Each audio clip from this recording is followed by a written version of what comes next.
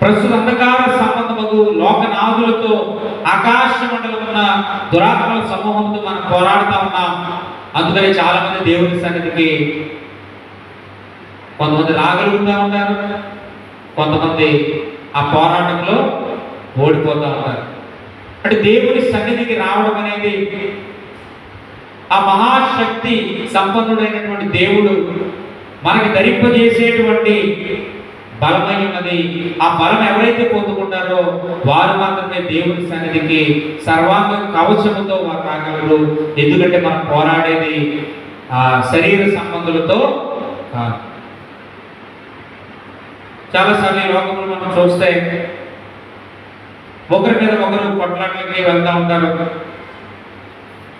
అది వాక్యం సెలవిస్తూ ఉంది, మనుషులతో కాదు మన పోరాటం అవుతుంటే అపవాది క్రియలతో మనం పోరాటము చేస్తా ఉన్నాం.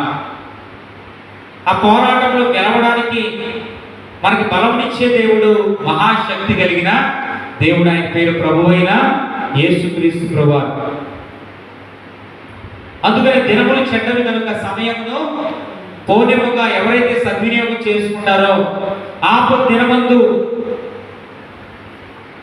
అపవాదిని ఎదిరించేటువంటి శక్తిని దేవుడు మనకి ఇస్తాడు. ఎందుకంటే సమస్తమును నెరవేర్చిన వారై నిలవబడుటకును శక్తిమంతులు అవునట్లు దేవుడిచ్చు సర్వాంగ కవచమును ధరించుకోవాలి. సర్వాంగ కవచాన్ని మనం ధరించుకోవాలి.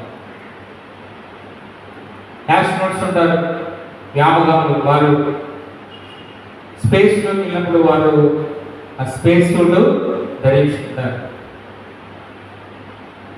తర్వాత స్విమ్ చేయడానికి వెళ్ళేవారు ఎక్కువసేపు స్విమ్మింగ్ చేసేవారు ఏం చేస్తారంటే స్విమ్ సూట్ ధరించుకుంటారు. క్రీస్తు యేసునందు విశ్వాసం కలిగిన విశ్వాసులు ఏం ధరించుకోవాలంటే దేవుడిచ్చు సర్వాంగ కవచము ధరించుకోవాలి. ఆ దేవుడు ఎవరంటే మహాశక్తి కలిగిన దేవుడు. ఆయన అందరికి ఏమి ఇస్తారంటే సర్వాంగ కవచాన్ని. ఆ సర్వాంగ కవచాన్ని మీరు ధరించుకున్నారా అనేది ఎవరికి వారు ప్రశ్న వేసుకోవాలి. దేవుని స్తోత్రం. దేవుడు ఇచ్చే సర్వాంగ కవచము ఒకవేళ మనకి లేకపోతే ఆపద దినమందు శక్తిహీనులుగా మనం మిగిలిపోతాం. అపవాదితో పోరాటం చేయలేనటువంటి పరిస్థితుల్లో ఓడిపోతాం. అందుకని వాక్యం హెచ్చరిస్తా ఉంది, దేవుడిచ్చే సర్వాంగ కవచము విశ్వాసం ఖచ్చితంగా ధరించుకోవాలి. తదుపరి 14వ వచనం మనం చూస్తే కనుక ఎలాగనగా ఈ నడుములకు సత్యమును కట్టి కట్టుకొని నీతి అను మైమరుగు